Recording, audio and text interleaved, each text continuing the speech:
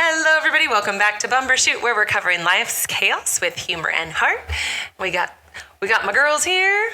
Hello. And Tracy. Hello. And we are continuing our series with the Charity for Charity beneficiaries / family members. And today we're excited to have Nyree, who is Romello, a.k.a. Mello. Mama. You're Mello's mama. Yay. Hi, welcome. Hello. Hi, welcome. She's a little shy. We gotta get her louder and closer to the mic, Nyree. Hello. There we go. All right, Nyree, how long have I known you now? Oh boy. What year was Romello? 2021. 2021? 22. I'm like, I feel like the last 5 years have been a blur. I think we were nominated in 2021. Okay, so then he was a 2022 Beni. Yeah. That's 2022 stars. Mm-hmm. Okay, yes. That might have been my first one. Oh, really? I think it was my first one. I was trying to remember. Yeah. Aww. I think that was my first one. It was Romello, and was it Jennifer, the adult beneficiary? Rachel and... Oh, Rachel. Rachel Skinner? Rachel. Yeah. Oh, yeah. I was for sure at that one. I was at the one before that, too. Okay. Oh, Rachel and who else? Who was the... no, it wasn't. No, was Rachel the adult, Beni? Young adult. She Young was adult. 22. She was early, Because early Mello 20s. was how old then? He was 16. Oh, Yeah, okay. That's why. Yeah. Okay. I'm trying to picture the cover of the I'm magazine. sorry. I'm going to go back to your website. Okay, go ahead. I got to do some research because now I want to know. Okay. Yeah, so Nyree, because, I feel like it's easier for you guys because you were one, where I call 3 people a year. So tell me about when I called to tell you that Romello had been chosen. I was taken back a little bit. Excited, nervous, of course. How many years into his accident was that? It was very, very early. It was very, very early on. I think when you guys reached out, we had brought him home in January of that year. And I want to say we had him home maybe 5 or 6 months. Oh, wow, that's it. Yeah. Oh. Yeah. And so you brought him home in January so tell us a little bit about what happened. Or tell us a lot about what happened. Tell us what happened. Everything. Yeah, his accident, it was July 7th, 2020. And it was at night. I think it was still during COVID. Everything was shut down. The whole... Oh, it was. Yes, I was right in the middle all the of it. restrictions. Wow. What was it, the curfew restrictions and stuff like that? They still had all those restrictions, but he was out at night with his friends, and they went to Arco. They were at the park, and they went to Arco, and they went to get some snacks, and they had crossed over Newport, which is the main street in Menifee, and on their way back, I think everybody else was at the park, and it was just him and one of his friends. They had went to Arco, and they grabbed, giant-sized bags of snacks. And that was just Mello. He was always buying food for everybody. Aww. But they were on their way back across the street, and that was when a car hit him. Oh, God. He was walking, or? Yeah, I believe he was carrying his skateboard. I know he had a skateboard. I don't think he was on it. I think he was carrying it. And I believe his friend was maybe 10 paces ahead of him. And his friend, nothing happened to the friend? No, because they were separated. They weren't really close by each other. So, yeah, his friend, he didn't even see it. He didn't even physically see it because Romello was behind him. Oh. And it was dark? It was dark.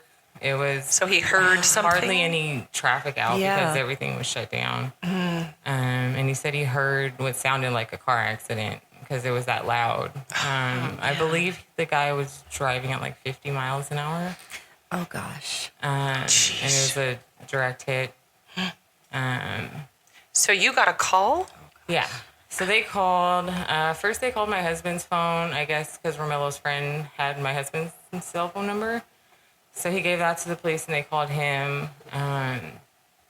And where the accident was, it was maybe about 2 blocks away from our house. Oh my so gosh.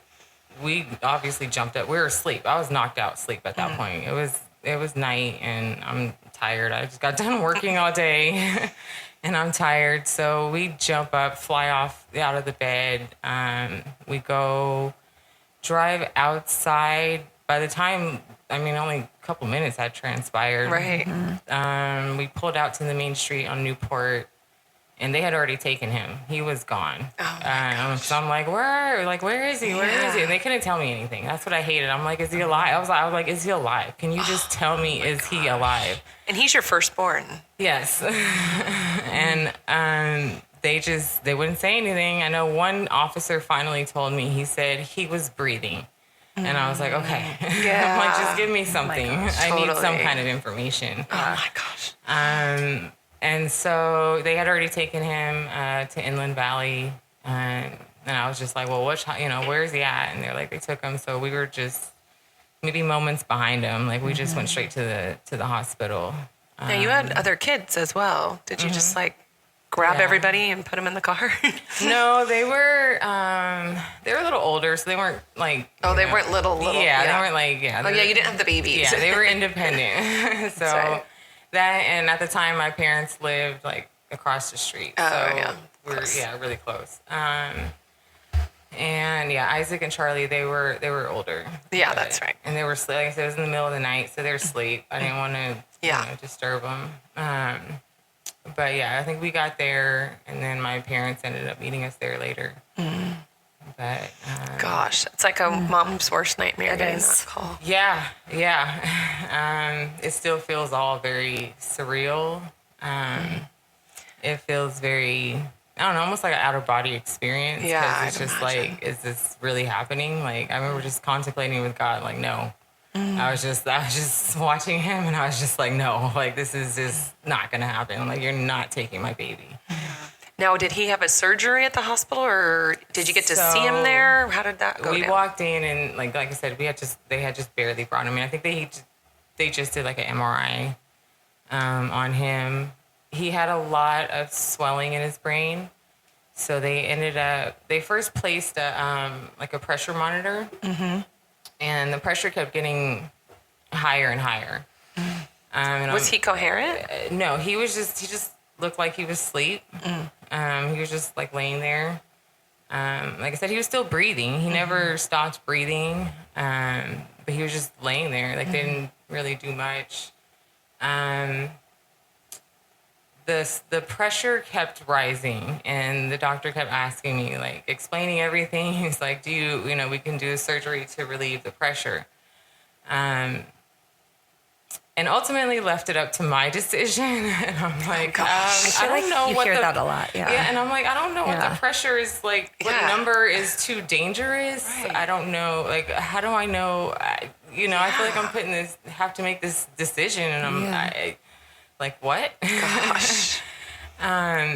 You're all Chat GPT. What do Right? I Yeah. do? That's wild. I know. Well, me and my husband were just talking the other day, and I'm like, because he probably remembers a lot more than I do. And I was just like, the time like transpired seemed forever. Yeah, I bet. Just watching the number like slowly rise. And then finally I was like, okay, just do the surgery. Just do it.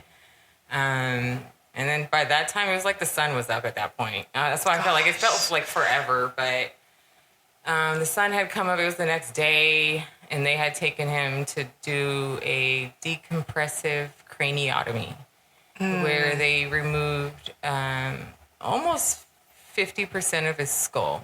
Oh, So, wow. yeah, it was a very large portion of his skull. They took it off to relieve the pressure because it was just, the swelling had gotten too bad. So that took like half the day. Felt like forever. And when he came out of surgery, so they had removed that. His only other like injury is he had a brachial plexus injury where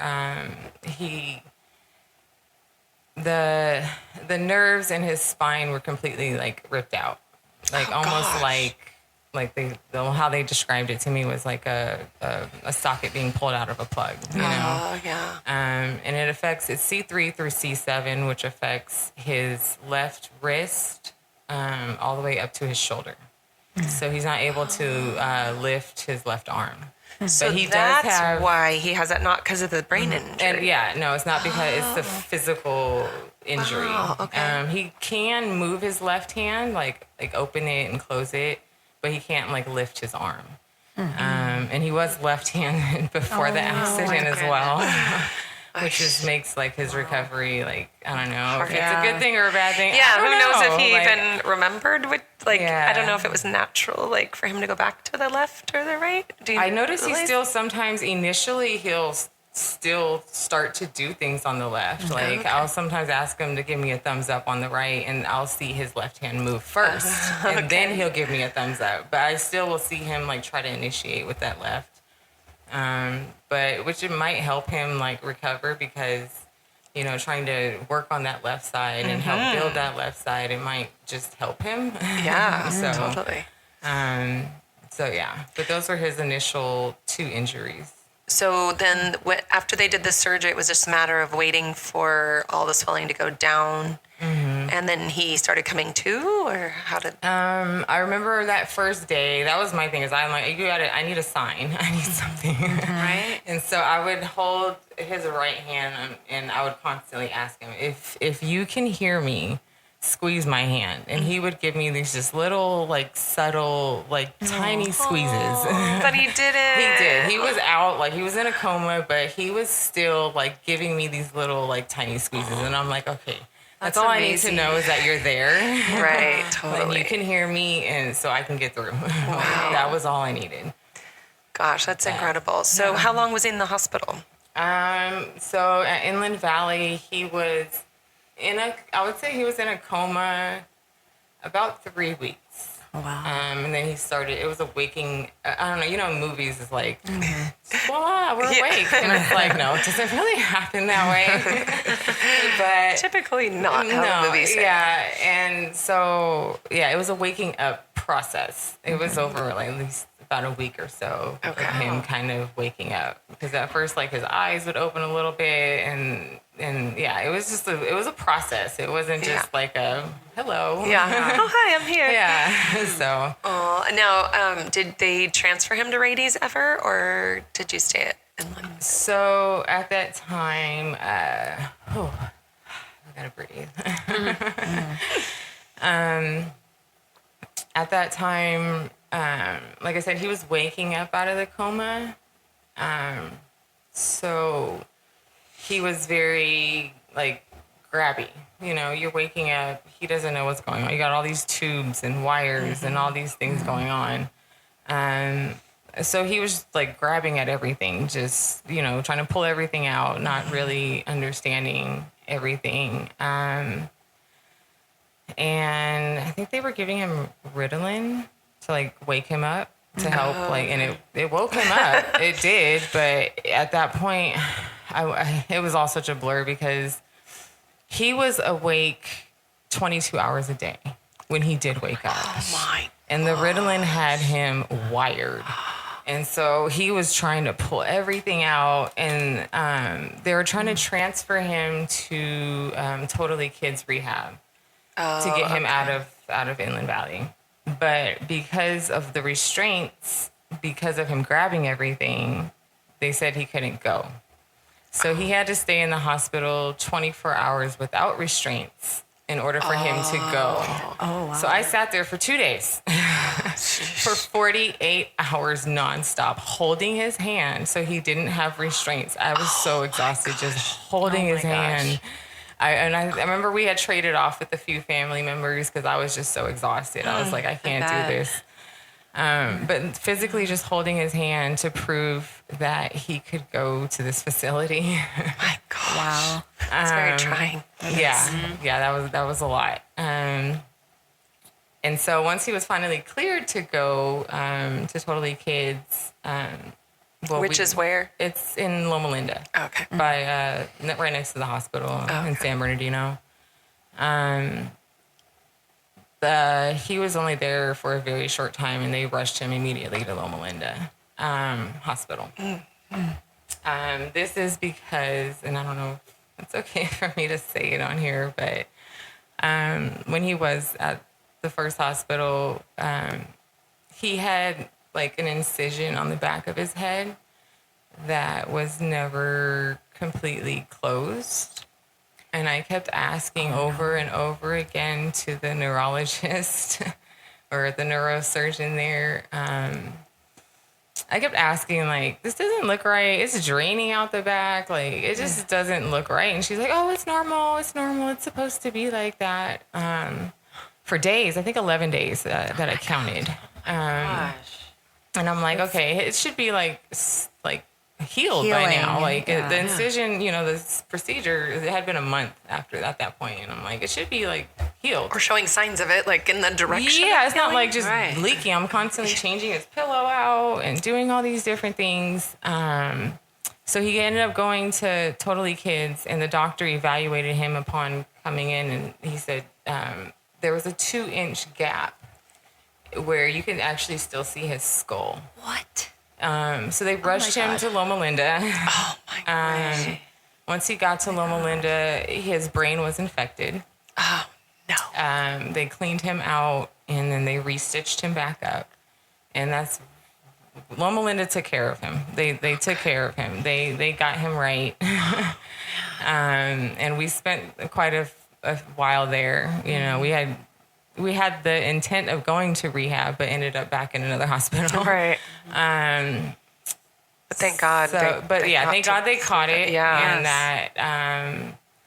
And that they fixed it. And Was that I know it was a setback in healing, but was it a setback in any other way? Like, I do know when we were at Loma Linda, they gave him the antibiotics. And at that point, like, his head was like to the right a lot. But as soon as they gave him the antibiotics for the brain infection, I would say within an hour, like, he just moved his whole head to the left. And he hadn't done that in the whole month at that point. And he just turned I think it was preventing him like from, starting his healing recovery. And he was just stuck. Like, his head was physically stuck to the right. And then the antibiotics. He does that still, though, doesn't he? That's a different reason now. Oh, okay. I'm like, I know he favors one side a little bit. He does, yeah. Well, because of his head injury, so a lot of the brain damage was on the right side of his brain, which does affect the left. So he does have like a left side muscle weakness. Okay. So right now we're building the muscles on the left side of his neck. So he's getting better. It does get weak, and I think that's just, it's more comfortable for him to go to muscle the right. memory kind of just goes back. So we're building, the muscles on the left side of his neck right now. But so he kind of goes back and forth. So I want to know, was there any point, like, what was the most grim message that the doctors gave? Like, did they always have hope for him, or did they any time say, like, predict? Because we've heard a couple other stories where they were not very positive about the outcome. Yeah, I've heard some pretty wild things. I guess that's a nice word to say it, but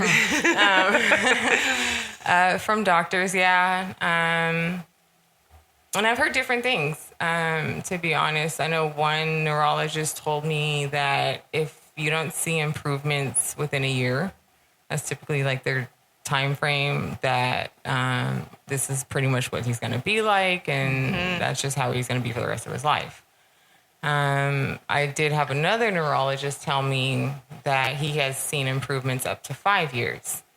Which was a little bit more so hopeful. You're holding on to that one, yeah. Like, okay. Keep giving me the more. I'll take your advice over the other doctor. But, and then I did have one other doctor. I think he did a surgery on him. I think it was an orthopedic surgeon. Because Romello's leg had gotten contracted, and he told me, well, what's the purpose of us continuing to do anything else if he's just going to spend the rest of his life in the wheelchair? Oh my gosh. And I was like, I can't believe I'm not going to come back to see you anymore. Right? I wouldn't either. I didn't come back to see that doctor. I wouldn't either. Gosh. But I was just, I don't know. I think as a parent, you just hear these things, and it's like, just try not to react. Yeah. I mean, I think I absolutely. just smile as I'm like, no okay. bedside manner whatsoever. That's crazy. Yeah. So, but you've taken the approach I've seen you, like, that's what we talked about. Poor Sarah on her podcast I never recorded, but, you know, with Cassidy and stuff, like, you parents, you can't tell parents no, or you can't tell them they can't. Yeah. I mean, you guys are like, you have the will for your kids. That's right. Yeah. And it seems like these kids have a will too. I mean, knowing Mello, so we met Mello, you're saying, like, pretty early on into his homecoming, basically. And he's come quite a long way since then. He has. I mean, tell us about the strides that you both have made. Yeah. So he had bounced around, you know, with the hospital stays. He was in and out of hospitals, in and out of a couple rehabs. And just with COVID and the restrictions, and me being the type of parent that I am, I wasn't abiding by any type of restrictions or rules that they had. I'm like, no, that's my kid. I'm going wherever he goes. I'm going. Yes. But like, some of the other rehabs, they would only allow me to see him 30 minutes a day. Oh gosh. And that was just, there's no way. The last rehab that he was at, I think he lasted like 2 weeks there. Cause I would just sit outside of his window. Like I just sat there all day watching him. Oh my gosh. That's just not okay. That's Yeah. it's not so okay. rude. That was horrible. I And don't then the care lack what of the care reasoning. watching him through that window was horrific. And at that point, in which I have to rewind just a little bit. Go ahead. No worries. So when I was in the ICU with Romello, I was throwing up a lot because I thought, you know, just the situation, it was overwhelming. Stress. I can't eat, but I was actually pregnant. Oh, That's really sweet though. That's Yeah. So I didn't know I was maybe a few weeks pregnant at the time of his accident, maybe a couple weeks. And so, I was growing a baby at the same at time. the same time of all this happening. And so at the time when Mello was at the rehab, I was about 6 months pregnant at that time. And I was, you know, I couldn't really do much anyway. So I'm like, I'm just going to sit by his window and just, you know, just watch him. And just the level of care was so bad. I ended up having to personally call 15 different ambulances to get him out of there because he couldn't breathe. He had a trach and it was infected, and he kept looking at me. It was a look in his eye. He looked terrified. He kept looking out at that window, and he looked so scared. Oh my gosh, that's Oh my so gosh, sad that he that's couldn't even be with him. That's so sad. It was. He was like telling you with his eyes, help me. Just the look. It was that look. Yeah. And I was like, oh, I got to get him out of here ASAP. Yes. We need to do better with rehabs. Yes. We had to like kidnap my dad out of a rehab. Come on, rehabs. We could do better. Get it together. But I ended up rushing him to Chalk in Orange County. That's where the rehab he was at. He was out in Orange County. And that was, at that moment, we decided to bring him home. Me and my husband, we did training at the hospital. They took care of his trach situation because it was infected and he couldn't breathe. And he had, actually, as soon as I got him to the Chalk hospital by myself, after I called 15 ambulances, they wouldn't admit him because I had brought him from a rehab to a hospital. They wouldn't admit him. As soon as they denied me, I went live on Facebook Live. I had about 15 nurses come rushing in his room, and he coded blue as soon as they came in the room. He turned blue. I kid you not. I got chills. Oh, no, I have chills right now, too. He turned blue.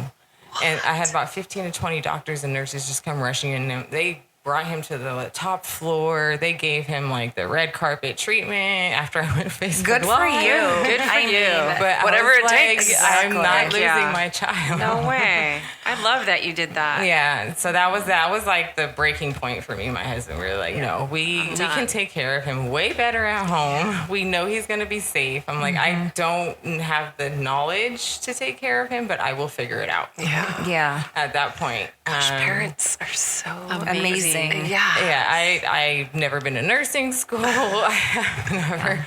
I've never experienced anything like medically, I've never been in the medical industry. So yeah, it was all very, very new. But I was like, was I comfortable with it? No, not at all. But I was willing to do whatever it took to make sure he had a safe environment to heal.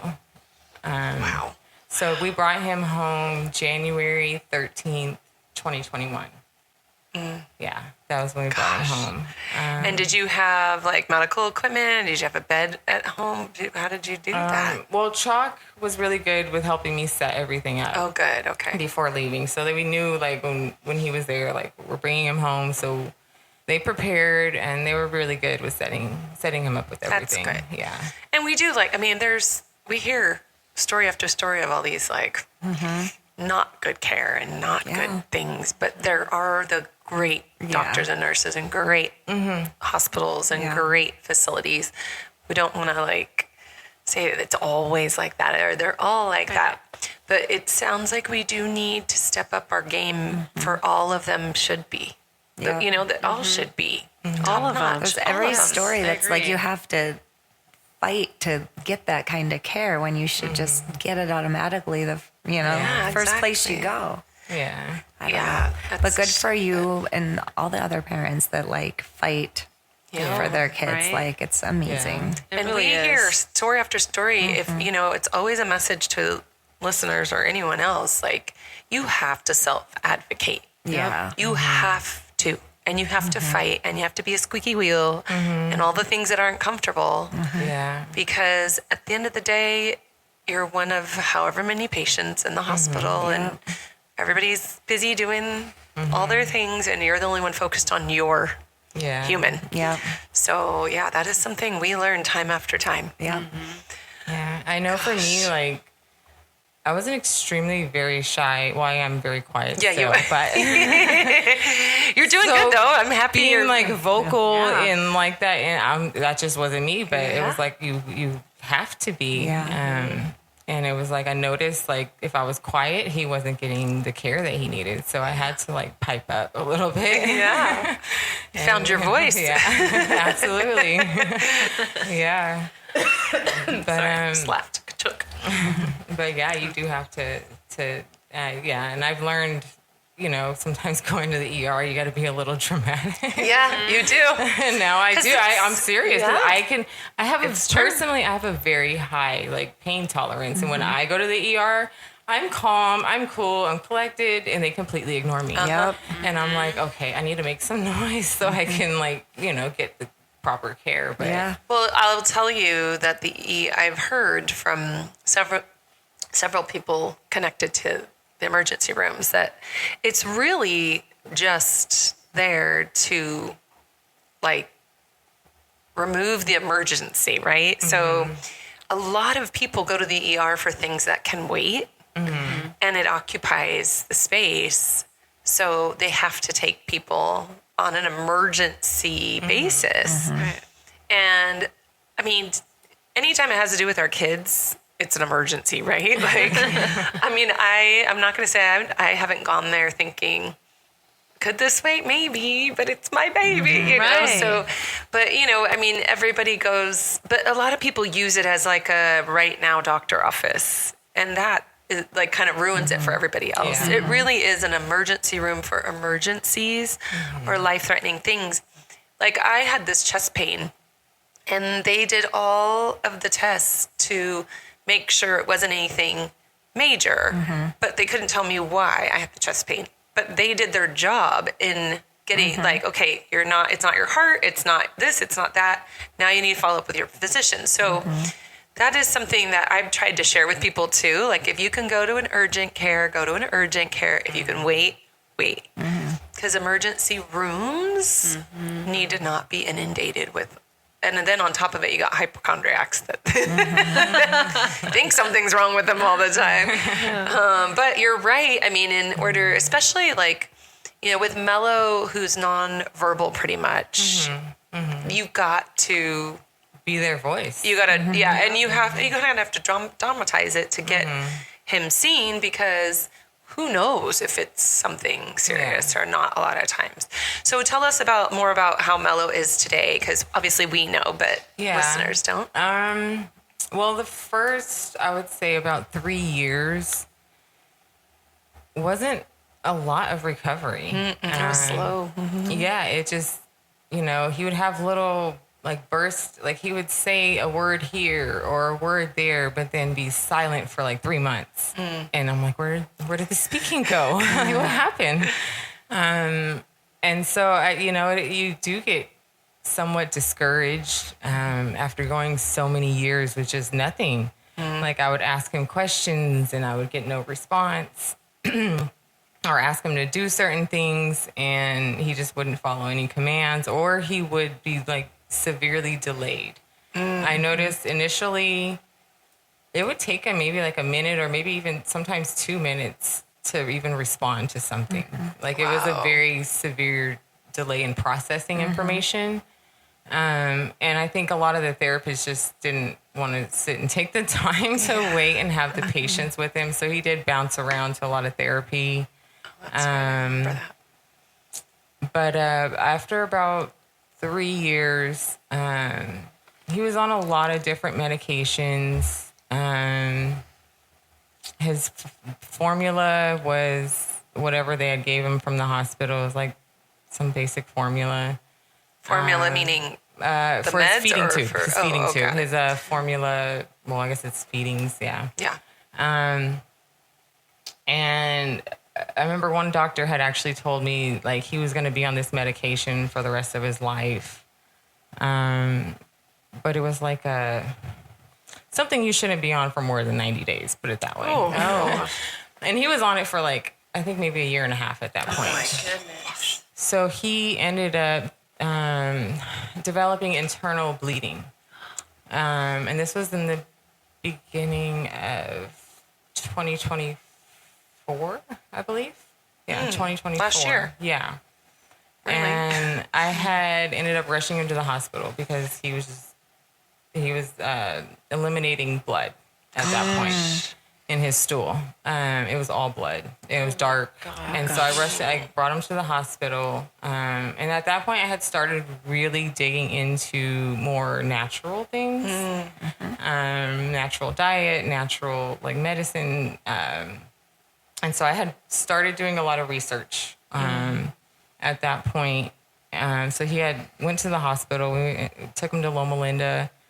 And he was there for 3 days. And they kept trying to flush him out. It was either that or they were going to do a blood transfusion. They kept checking his levels over and over and over again. I was like, no, I don't want to do it. I just didn't want to do it. I didn't want to do the blood transfusion. By day 3, they kept giving him some like go lightly stuff to flush him out. And the first gallon is supposed to like really flush you out, but it didn't work. So then the next day we gave him another gallon. Gallon. Yeah, it's like a clear solution of, I don't know what it is. I have no idea what it is. But by day 3, he still hadn't gone, he still wasn't clear. And they were talking about doing a blood transfusion because his levels were dropping.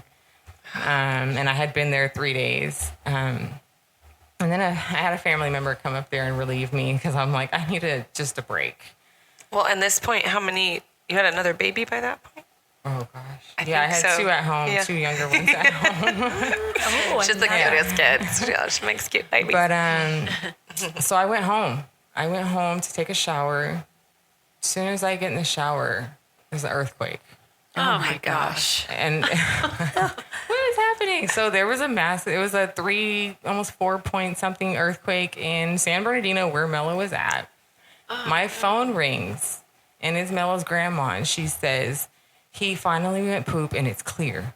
Oh, thank God. The bleeding has stopped. I got chills. The earthquake happened. The bleeding stopped. And I was like, praise God. Wow, yeah, that was a God thing. Like after my 3 days of gosh. him bleeding nonstop in the hospital, like it just miraculously, like at the same time as the earthquake, it just stopped bleeding, like all at the same time. That's so cool. And so I went back up to the hospital. At that point, I think I had discontinued like 3 of his medications that day. And I demanded for them to change his formula to an organic formula. And I told him he wasn't leaving the hospital until they changed it. Because I had been going back and forth with his doctors trying to change it, and they just weren't on board. So, but now he has a reason. He almost lost his life. So now they're like, oh, yeah, we need to change his formula. So I finally convinced him to change it. But that's when he started recovering. Whoa. Wow. When I changed I took those medications off. Some of them were just negatively affecting him. They were holding him back. And then switching his diet, it was like he started recovering. Like he actually started recovering. And Take note, listeners. Take note. It wasn't until 3 years after his 3.5 years after his injury, then he started recovering. So yeah, after that, I remember he was in the hospital recovering before they discharged him from the internal bleeding, and he was just singing, and he was singing all the commercials, and he was just happy. He was just very, very happy. I think because he knew something was going on internally, but couldn't verbalize it. But he was happy. Oh my gosh. Wow. So when you say singing, I haven't heard Mello sing. What is it like humming a tune? Or he was singing the songs? Yeah. And I was going to tell you, I don't know, it was a couple of years ago, but at one of the Charity for Charity, one of the Stars in the Valley, they were playing a lot of different music, like different genres. And he was just in the back. I think you said it on stage too. You were like, Mello, we hear you. Oh, did I? He was back there singing every single song that came on. And I'm looking at him like, how do you know these words? Like, I didn't even know you knew this song. But it's just the music. Like he won't talk, but then he'll just he'll sing. And oh my gosh. So we have to give him a microphone. We need to hear him sing. But yeah, he was back there just, gosh. I don't know what it is with music, but he'll sing them word for word. Not there is something about Yeah. music. It makes you come alive. It's really special. That's why we sing praises. Yeah. You did say, praise God, and I wanted to touch on that because I think that's been a common denominator and not on purpose with our beneficiaries, their faith. It's been a part of your journey, and it's been a struggle at times. Absolutely. And it's been a savior at times. So tell us a little bit about that. Yeah. It has definitely been a journey. And it's definitely shaken me to the core, for sure. And initially, I think anybody who goes through anything traumatic or extreme, your initial thought is, of course, why? Why, God? Like, what? Like, why? Why we don't want to question kid, God, but it's a natural, I was that kid growing up. Why? I want to know why everything. Yeah. I need an explanation for everything. But, and so, you initially ask why, but I think, and it was around the same time, around that 3 year mark, like, I gave everything up to God. I said, you know what? I don't know why, God. I have no idea why, but if you can make something good come from this, then do it. And I surrendered. I was, beating my head over books, reading and doing all the research and this and that. And I'm like, okay, God, I've done like everything I can possibly do in my human nature. And at this point, I'm like, it's in your hands. And I had to personally surrender. And I remember I was dealing with some neck issues myself, and I was driving myself to the hospital.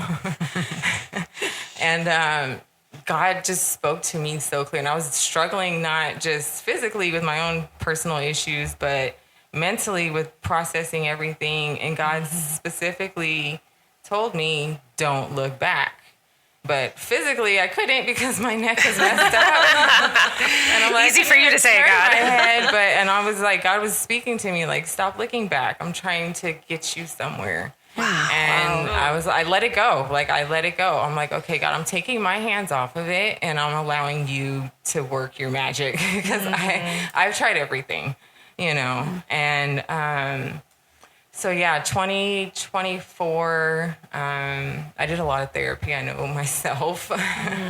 I just, Which is great. I That's awesome. turned and I focused a lot of my attention on God 2024. And one of my therapists that I had been meeting with, well, it was 3 different ways. I saw, and I don't know if I'm allowed to like mention You can talk supplements or like things like that, but it was the Amen Clinic. I saw, I think I saw like an advertisement on Facebook or something, and I'm like, all right, whatever, it's okay. And then I saw an infomercial and just dismissed it. And then I'm in a session. God kept trying to tell you.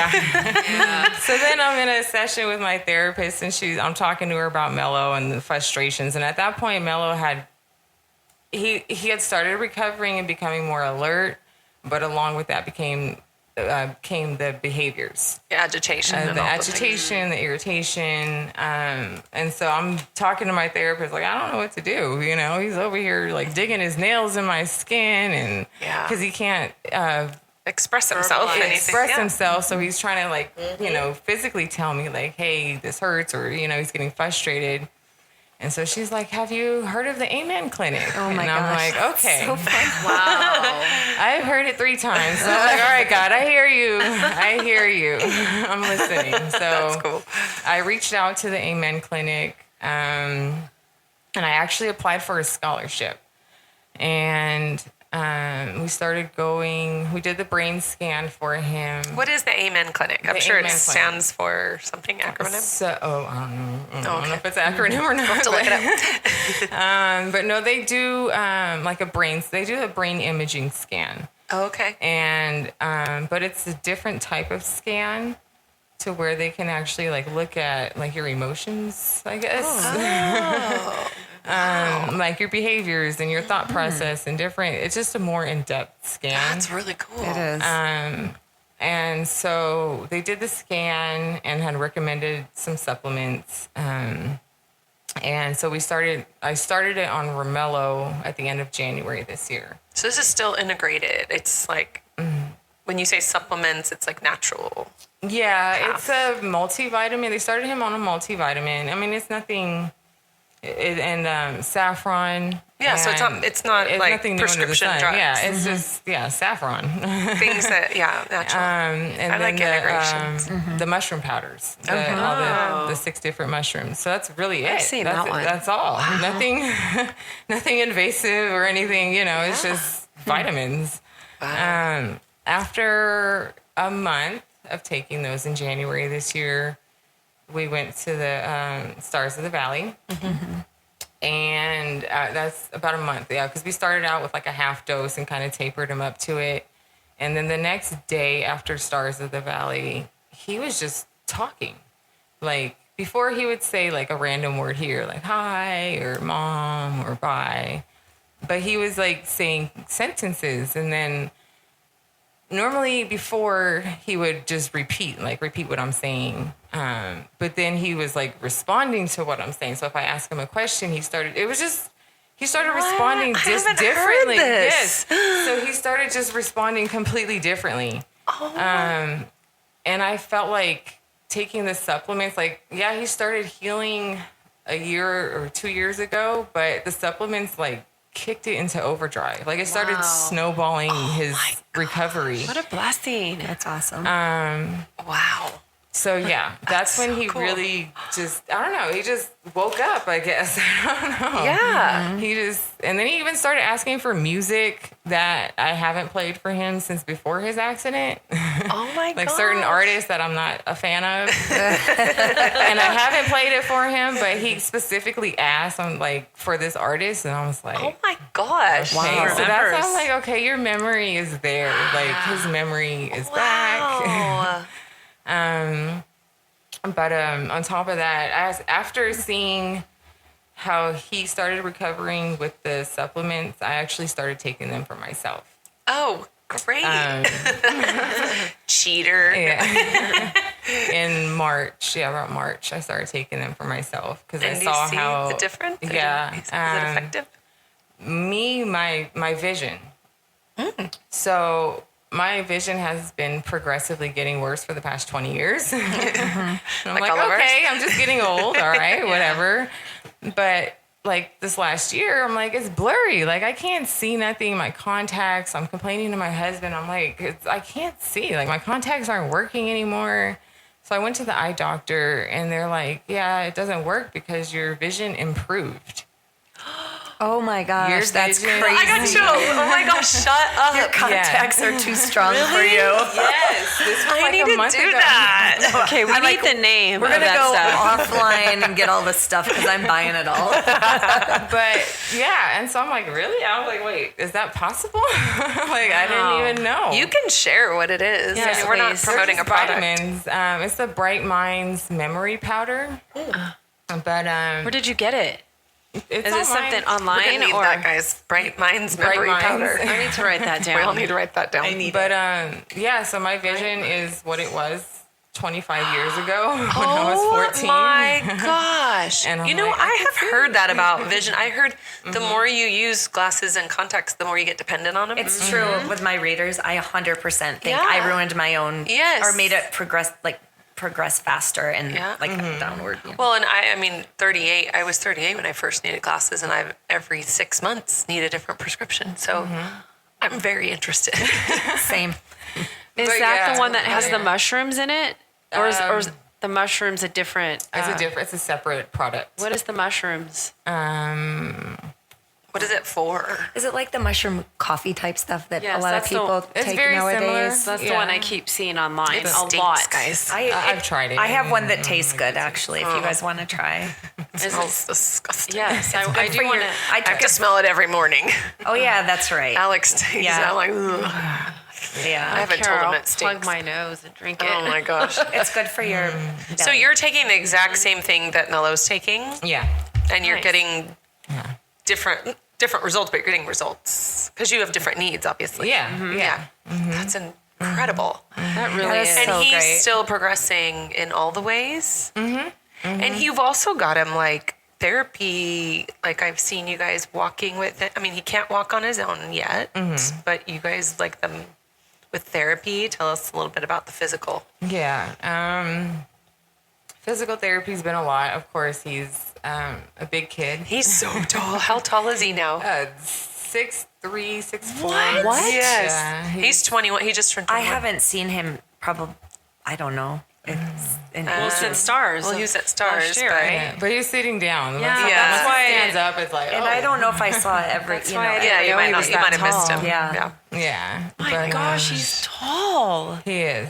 He is. So it takes a lot, you know. Well, before when he wasn't as mobile, it took a lot more work Yeah. to get him up, you know. So he helps a little now, or A lot now. Yeah. my God. Wow. So hey, so That's great. great. So he can. So that's one of the big things that we're working on this year is him dressing himself. He can almost dress himself completely. It's just Oh the left my side gosh! is a I don't little- even know this, I guys. didn't know that. Yeah. You have been really diligent with Yeah. rehabbing him. Yeah. It's yeah. amazing. These That and then kids are so blessed with their Yes, moms they and are. daddies. Yeah. That and just making sure he has access to rehab. Yeah. I've been. Yeah. You've been fighting. Yeah. I know you've been fighting a lot You've been busy. for all the things. Yeah, I definitely have been. And where insurance doesn't cover, you just make up for it on your own. Yeah. And it's like, that's kind of where we've been at. It's like, okay, if insurance isn't going to provide the therapy or X, Y, and Z, then we'll just do it ourselves. That's another area we're failing. We need to be way better with our money management and helping families with these accidents because it's not like it's your fault. And I know it's not the insurance fault, but it's kind of why you have insurance. Yeah, it's just Right? they have these. It's just all the red tape. You know, I it's know, like that's a okay, he shame. didn't recover in 12 weeks. So I'm like, well, what did you think was going to happen? Which in means he 12 needs a lot weeks? more care, people. Yeah. Blah, blah. So, but then it's like it doesn't make sense why you would end it because he Right. didn't magically recover in 12 weeks. Well, and if you look at just our organization, all of these kids have beaten the odds. So they all can get there. they just need insurance and the doctors to believe what the parents believe. Yeah. To be given the opportunity. Yeah. Crazy. Well, something that, so when we met you, Mello, like you said, it was really early on, but then he's so cute because when I don't know if it's when he likes you or doesn't like you. I like to think it's when he likes you because he'd grab onto my hand when I'd come give him a hug. He'd grab my hand and then he wouldn't let you go. Aww. And I didn't know, well, maybe it's a reflex, but I like to feel like he didn't want me to let go. Well, and I think that's partially my fault because like when he was in the hospital, like for that 6-7 months, I held his right hand the entire time. So it's like his comfort, like a kind of like a binky. Yeah. So he did that for like years. Like he would grab, like he hold of certain people and he would just hold on tight because that's what I did with him. Yeah. And so I think that was just his like comfort is like hold my hand. You know? Oh, it's so cute though. So cute. You are the cutest mom ever. She's so cute. Yeah. She's so cute. She has. How many kids do you have now? 6 boys. What? They're all She has boys. like a, what is that, a 6 basketball boys? team? It's more than, it's a basketball team plus a sub. With the height, it's definitely basketball. Oh my gosh. Yeah, darling kids. And they're so good. We just love having your family around. And it's been a blessing to have you in our Charity for Charity family. And you are really shy, so we didn't totally know how to read you at first. That's kind of how we, same conversation with Sarah, which you'll hear another time because we have to re-record Sarah. But also we did keep in mind that it was new, but you are also shy. You're not like, oh yeah. But yeah, we've had fun getting to know you and kind of knowing that you are, even though you're shy, you've really allowed us to love on you guys, and so we're so grateful for that. So you were talking a little bit about when I called, and I think we stopped there. So when I called and told you that Mello was selected, do you know who nominated him? I still don't know. Oh, I don't either. You don't? I don't. I'm like, is that secret information? Well, sometimes people are nominated and people don't put their info. Or sometimes people hear about a story and they'll tell us, but we have to do the research. So you might have been one of those that we were told about the story, but they didn't know you personally. So we might have found you. I don't know, because obviously it's been a little bit. Like, I know. Well, once I met you guys, I realized I know a lot of the same people. So I'm like, I don't know who, because there's so many people that I know. And maybe it was, yeah. And I'm like, I don't. It could be multiple people. I'm like, I don't know. We're all 1 degree of separation in our valley. It's so cool. So we met you. Did you guys come to the office the first time we met you? We did. Okay. We did. And then we told you all the things. And then what did you think about all of that? Like going into stuff, like not knowing what you were going into. Honestly, I think I was excited but overwhelmed because bringing Mello home, we still weren't like traveling with him and doing different things, like doing fun things. And you're asking us like, what do you do for fun? And I'm like, I don't know.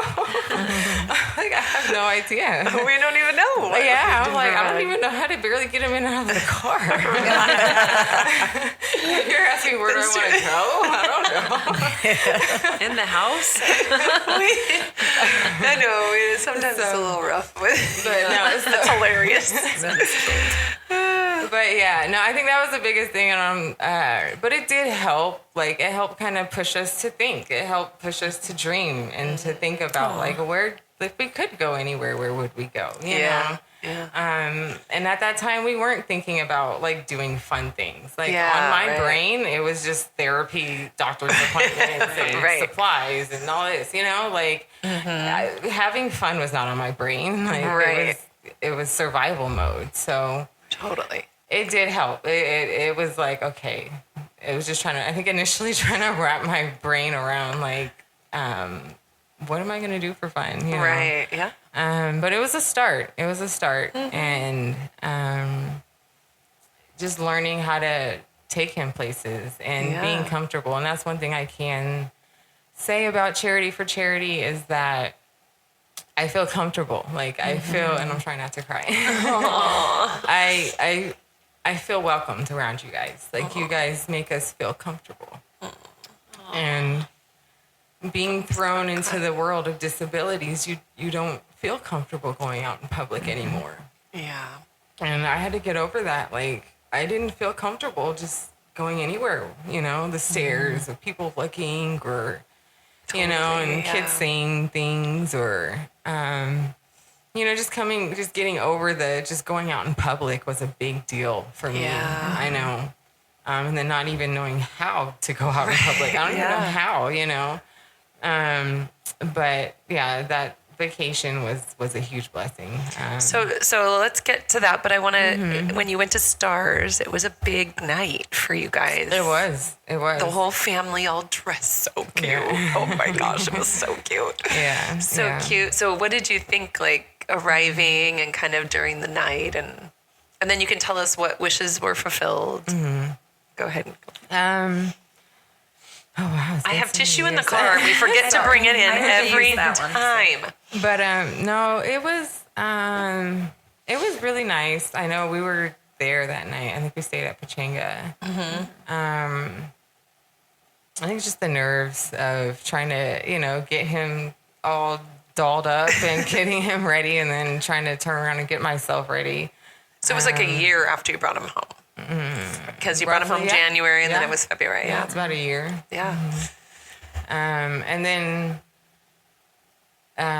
with brain injuries, you just never know how they're going to react. And didn't you do something funny on stage? I feel like I feel like he did. Because I haven't been to many of them, and I feel like I recall him. I feel like he did something, but I can't remember. You just never know, like, what he's going to do. And I think that's where I get nervous. I'm like, oh, what is he going to do?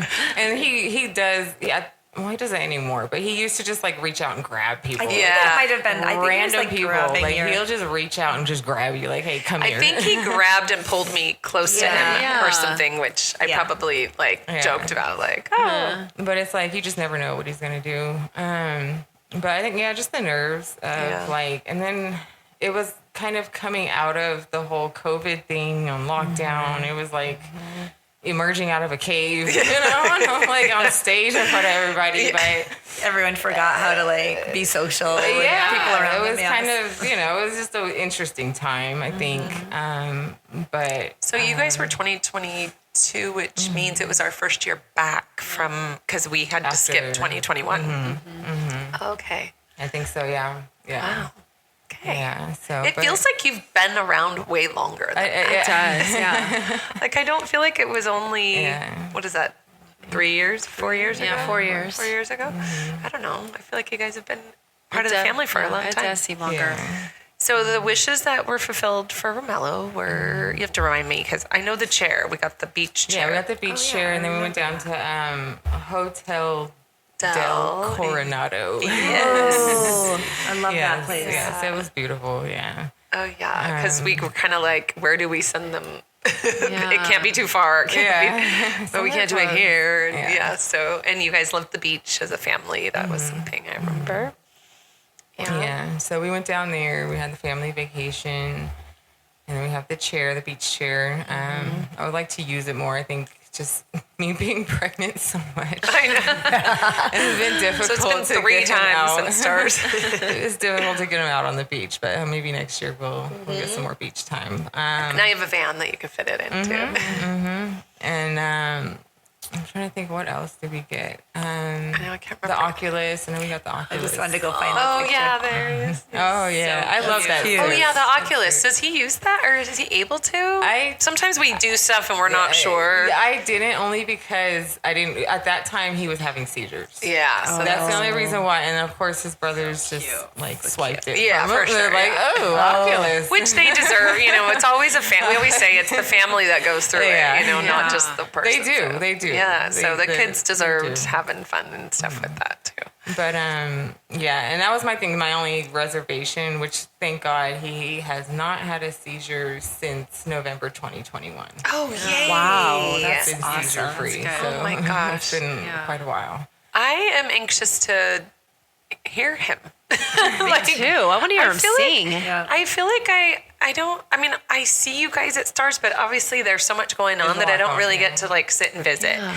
And then the harbor cruise that's usually where we get more one-on-one time, but it's hard for you. I think is it hard for you guys to be on that?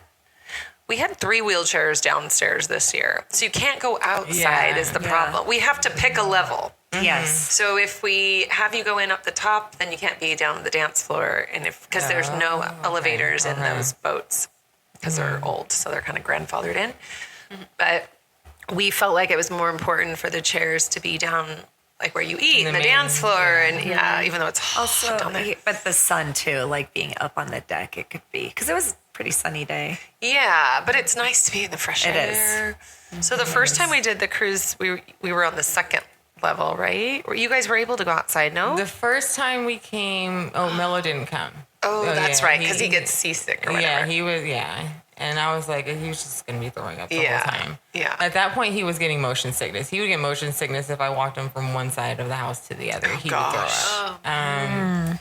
But then the following year, he had been doing much better. He was like doing fine in car rides. Like he was doing like night and day better. So I'm like, all right, we'll try the boat.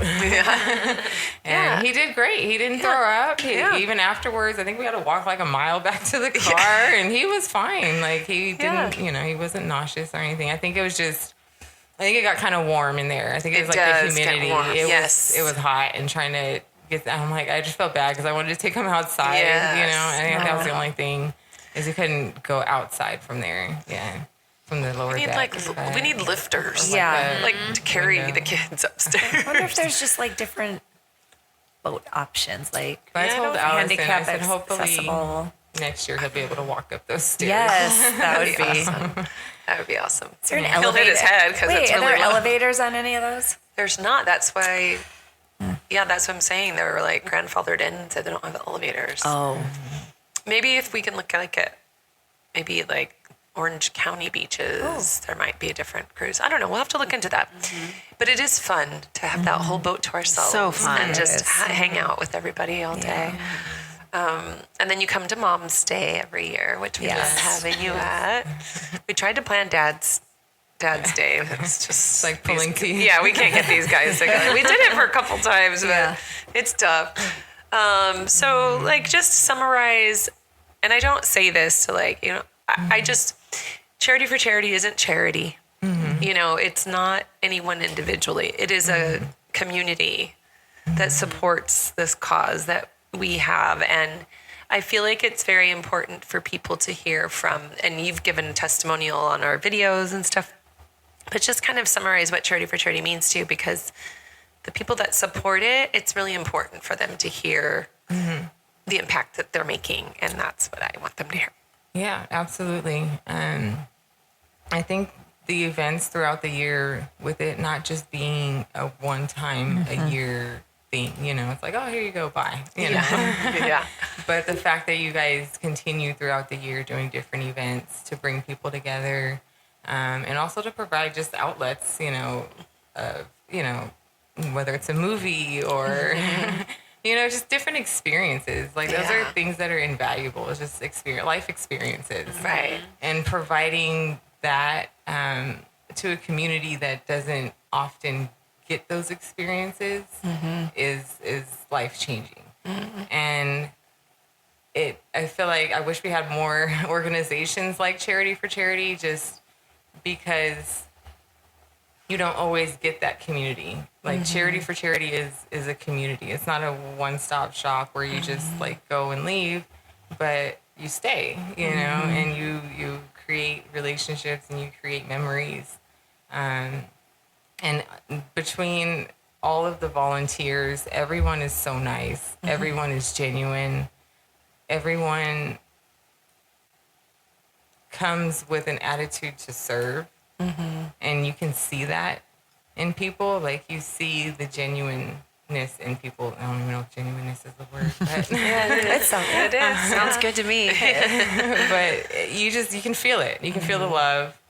And I think that's what sets Charity for Charity apart from other organizations.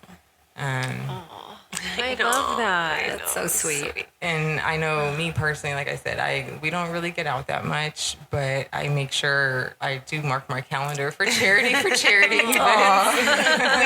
that. We love because it. it's just, what do they say? Go where you're celebrated. Mm-hmm. And I feel like every time we're at a charity for charity event, Mello is celebrated. Yeah. And he's happy. He loves it.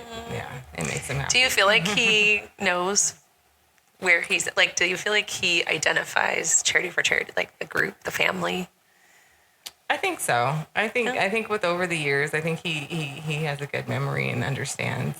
Yeah. Yeah, because I think we sent you the video, the happy birthday video. Oh, yeah. That was so because I told him, and he understood. Like, he understood. He like, did. When I was like, oh, it's Charity's birthday. That was such a surprise. What like, happened? So cute. Okay, I have to tell you the backstory on it. Okay. So, I think Mello was in the stander with his nurse. And I think I walked in, I was like, oh, it's Charity's birthday.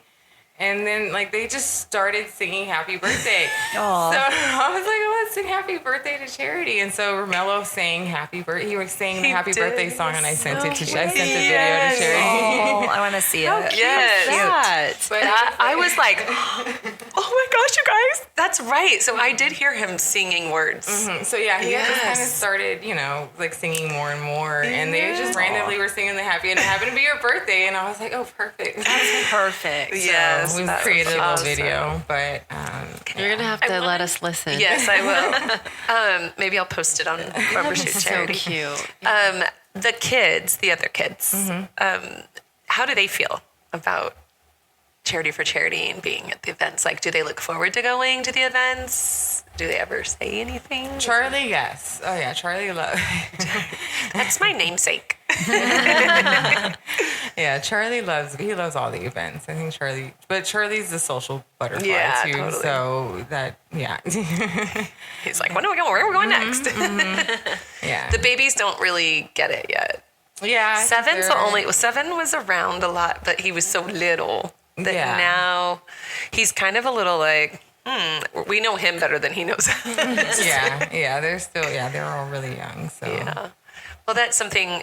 So you touched on like the community, and it was something I shared in Sarah's, and when we were talking to her too. And one of my favorite things about the Charity for Charity family is all of you guys being a support system for one another. How you find your person, and you and Sarah, the two like shyest. Well, I thought Sarah's not shy, but we met her raw. And, and there was 3 people in her life involved in that accident. So, the overwhelmness was off the charts. But like when we started seeing you two connecting, we were like, oh my gosh, this is so great. And like, what a perfect, like God is just so in the details. And I just love that. And when you found each other, major connection, it was like now Sarah had someone that had been through this that she could connect to that wasn't a stranger. And then you had someone to kind of support and pour into. And those are all things that are orchestrated by God. I mean, you probably needed that as much as she needed that. And I just think that's amazing. Absolutely. I feel like you definitely feel isolated and alone. And it's like, oh, I just wish I had somebody else that I could talk to who's going through the same thing. And yeah, I'm texting her all the time. We're going back and forth, like, and I'm telling her about the Amen Clinic and telling her all these things that, and she just had an appointment there a couple weeks ago. Oh, good. But just being able to talk to somebody else who's literally dealing with the same exact thing, it creates a place to not feel so alone. It's amazing. And because it is, it's not a common thing. It's not things people go through every day. It's that's not something sure. common. So to be able, to connect with other people who are close by in the area, is huge. It's awesome. Yeah. Well, we're so grateful to God for what he's doing in this and how he's working in all of your lives. And you guys are inspiration to all of us. And I tell you, like, you know, and we're all good moms, but when you look at you guys, you're just like, wow. Yeah. Like, those moms were off the charts. It's mind-blowing. Yeah. Like, when we think it's hard. I know. It's just not that hard. Yeah. But, thank you for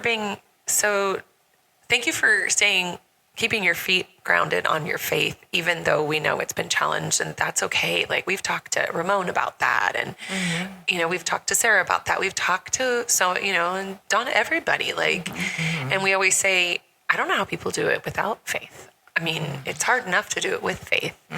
If you don't have that, I just don't know what you hold on to, what you grasp to, and how you see, like, past it to whatever is beyond it. I don't know. Were you raised with faith? Yes. I was raised in the church, I don't know, since as long as I can remember. So you had that foundation. Yeah. I think that was the hardest thing for me is, like, I've always believed in healing. I've always believed in miracles. And that was that big why, you know, like, okay, God, it's been a year. You can snap your fingers and make them better. You know, what's going on? It's been 2 years. God, why? You know, it's been 3 years. Like, you know, this time goes on. It's like, okay, you know, I believe, God. Like, I believe in you. You know? What more do you need? So, yeah, I've said some pretty crazy things probably in my prayers, but, you know, I'm human. That's right. But I know that the scripture where God says that he uses everything for his good is real. And that I think even though sometimes it's difficult to see the good, it's still there if you look for it. And it doesn't make it easy. No. It's hard what you guys go through every day. It's really hard. It is. But I think without hope, it's just not possible. Yeah. It's just not. And I think for a while I can honestly say I did lose my hope. Yeah. And it was dark. It was grim. Yeah. There was no changes and things were getting worse before they got better. Yeah. But it did get better and it is getting better. Yeah. And I can just say that I continue just to hold on to that hope that one day he will be functioning, you know, the way that God wants him to function. So, well, he's definitely made strides and leaps and bounds. And I'm sure there was a lot of people who didn't think he could get this far. But you did. Yep. And like Donna knew Casswood and, you know, Sarah knows Landisville. And, you know, I think God uses not only the kids, but he uses you guys. And that's always something that's a privilege. Like he knows he can.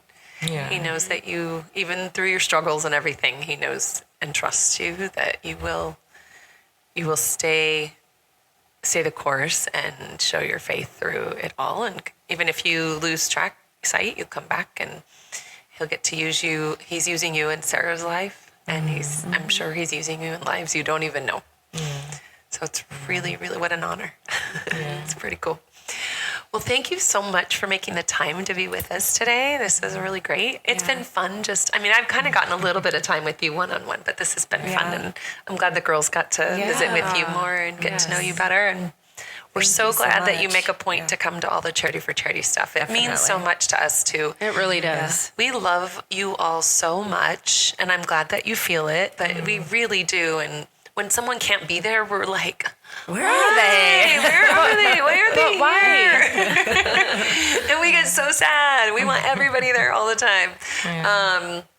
But yeah, it's just been great having you guys a part of the family. And like I said, it feels like it's been way longer than it has. Yeah. So we just love watching the kids grow up, and every Christmas when we get to see all the kids with Santa and open presents.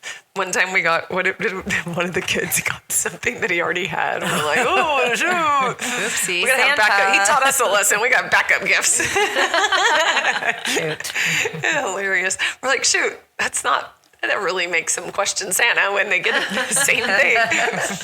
But yeah, we've gotten better. I think Allison started asking, like, Give us some Ask them more hints specific. now. Yeah. Specific items, please. Yeah. Yeah. Cute. So anyways, yeah, we've got a couple of things coming up. What do we have? We've got, Well, we have Christmas. we have Christmas thing. coming up. It's I think that's the next all Benny thing. Yeah.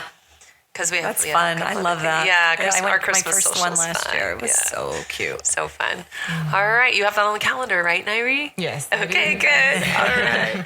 Well, that's not all. We'll be back next week. I can't remember who we'll be back with, but I'll make sure I let you know.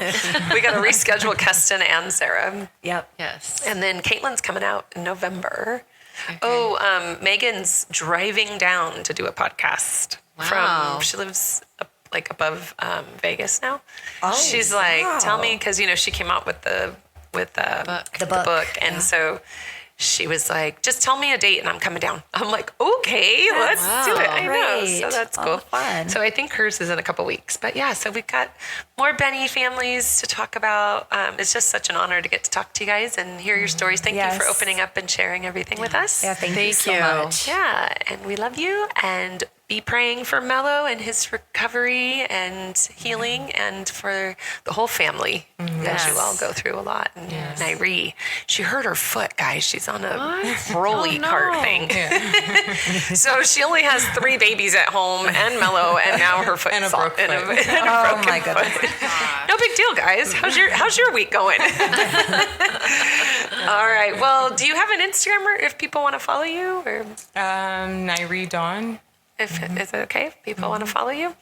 And we'll post a little bit more. I'll post some pictures of Mello, Yeah. and maybe we can get a updated. Should I just use the Christmas picture from last year, or do you have a more family picture, more recent? I think that's the only time we have family. I know, that's what I was like, okay, Is that we got your it. So the kids are almost a year older, but we'll post that. I'll get it up there so you can Yeah. see the family, and yeah, you've got a good family union. Okay, well, God bless you. Thank you so much. You guys, we'll be back next week. Sounds good. Thanks. Bye. Bye.